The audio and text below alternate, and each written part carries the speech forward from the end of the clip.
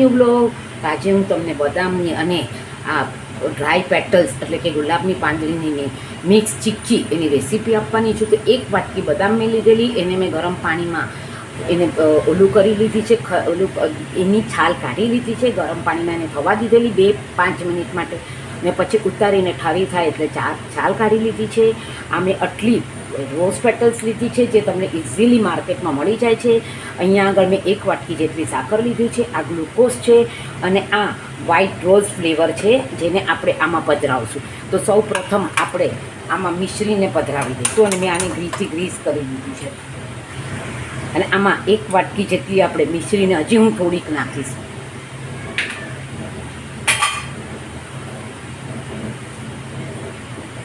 તો તમે જોઈ શકો છો મેં 1 વાટકી મિશ્રી આમાં પધરાવી દીધી છે અને હું ચપટી જેટલો આ ખાવાનો સોડાના પધરાવીશ એમાં. હવે આને સાકરને એમને મત થવા દઈશ. આપણે કેરેમેલાઇઝ કરવાની છે સાકરને.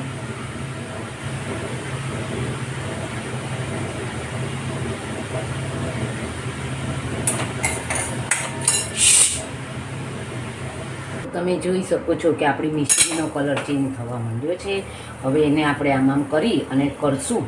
સાવ મેં વચ્ચે જરાક ફાસ્ટ ગેસ રાખેલો. હવે એને આમ કરી અને આપણે એને ઓગળવા દઈશું. અને પછી એમાં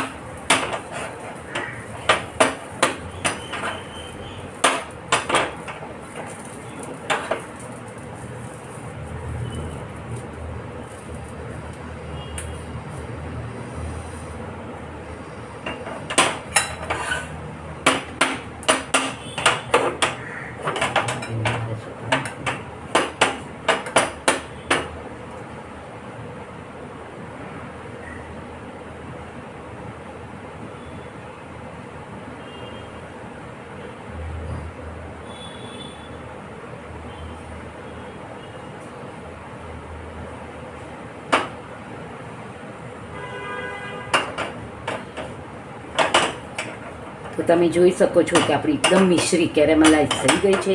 હવે આપણે સૌથી પહેલાં આપણે ગ્લુકોઝ એમાં છેલ્લે પધરાવશું પીનો હાથ કરીને. હવે આપણે એમાં બદામ પધરાવી દઈશું. શકો છો કે આપણે આ બદામ પધરાવી દીધી છે અને હવે આપણે આ થોડી ઓલાની ડ્રાય પેટલ્સ પણ પધરાવી દઈશું અને આમાં ચપટી જેટલો ખાવાનો સોડા હું પધરાવી દઈશ.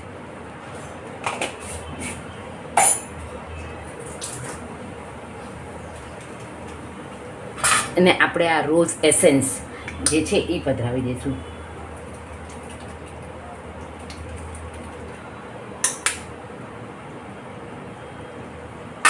અને આ ગ્લુકોઝ છે એને પણ આપણે પધરાવી દઈશું.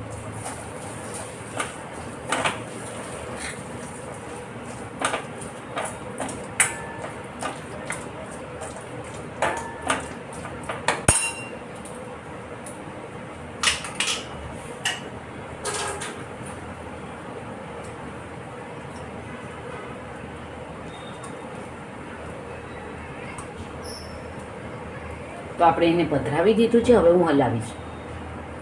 હવે આપણી આ ચીક્કી તૈયાર થઈ ગઈ છે. હવે હું આમાં એને પધરાવી દઈશ અને હવે હું એના પીસીસ કરીશ થરશે એટલે.